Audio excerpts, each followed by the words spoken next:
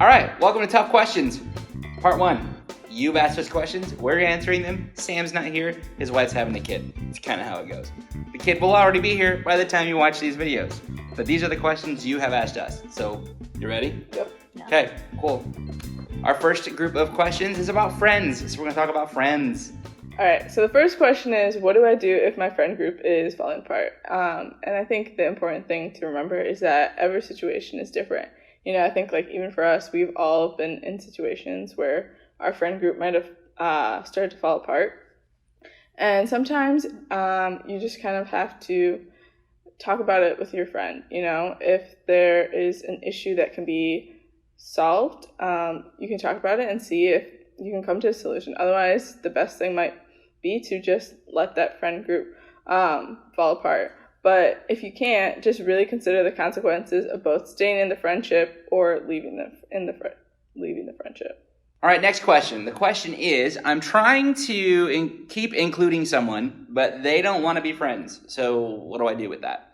That's a really good question. I first want to say kudos to you for wanting to keep a friendship going and for including other people, because I think reality is we often are quick to either stop contacting somebody or to disclude people, especially if things get a little bit awkward. We're pretty quick to step out and to not be inclusive to other people. And I think that's the Jesus-y kind of thing to do, is to make sure that we don't give up quickly. You know, we don't just be like, all right, well, we invited them once and they said no, or we invited them a couple times and they said no. Like, if a friendship is worth pursuing, you're going to do the hard work to do it. Mm-hmm. One thing we learned from Jesus, he's always with us, right? And he didn't give up on us when it's tough.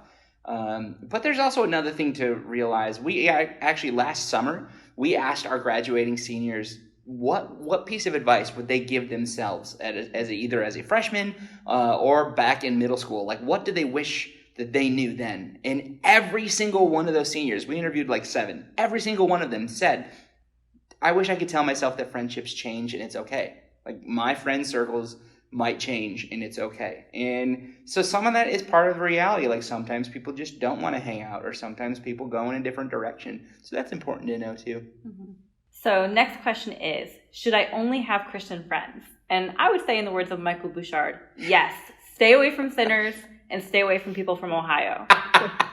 But in all seriousness... Clearly I'm kidding. Yeah. No, you shouldn't only have Christian friends. It's good to know that having Christian friends is really important. And like the Bible says in Proverbs, iron sharpens iron. It's important to have those deep, trusting relationships where you're able to have hard, tough conversations, and people who have the same beliefs as you are able to pour into you or even learn from you in situations as well. But Jesus befriended many people, and not all of them believed the same way he did, or that Christians do. And he also had his circles. He had different levels of friendships as well. So it doesn't mean that you can't have Christian friends, or you can't have friends that aren't Christians be close friends to you. But what I would say to keep in mind is that the people who hang around you most often, the people you hang out with most often, have a greater impact and influence on the way that you behave, the way that you think, the way that you do things. So just make sure that the people you're holding really close to you, or you're spending the most time with, have similar situations, or that you are deeply rooted enough in your beliefs and values that they will not influence your behaviors and decisions.